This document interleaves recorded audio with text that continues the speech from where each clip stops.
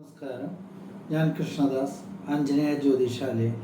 മനോജവം മാരുതതുല്യവേഗം ജിതേന്ദ്രിയം ബുദ്ധിമതാം വരിഷ്ഠം വാദാത്മജം വാനരയോധമുഖ്യം ശ്രീരാമദൂതം ശിരസാ നമാമി. ശനിദോഷത്തെക്കുറിച്ചാണ് ഇവിടെ പറയുന്നത്. സാധാരണ കണ്ടകശനി, ഏഴര ശനി, അഷ്ടമശനി, അതുപോലെ ശനിദശ കാലങ്ങളിൽ ഒരുപാട് ദുരിതങ്ങൾ ഉണ്ടാകും. ശനി എന്ന് കേൾക്കുമ്പോൾ തന്നെ എല്ലാവർക്കും ഭയങ്കരമായ ഭയമാണ്. കാരണം ശനി എന്ന് പറയുന്ന ഗ്രഹം എപ്പോഴും ദുരിതങ്ങൾ മാത്രം വിതയ്ക്കുന്ന ഗ്രഹമാണ് എന്നുള്ളതാണ് പറയുന്നത്. പക്ഷെ അങ്ങനെയല്ല.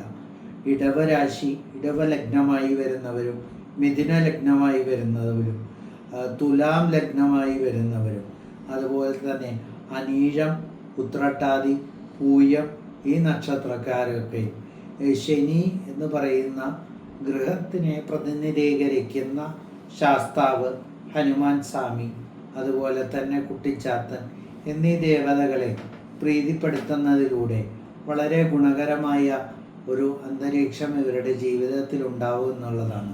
അതായത് ഏഴര ശനിയായാലും കണ്ടകശനിയായാലും അഷ്ടമശനി, ശനി ഏത് രൂപത്തിലായാലും ശാസ്ത്രവചനം വളരെ ഗുണകരമാണ്.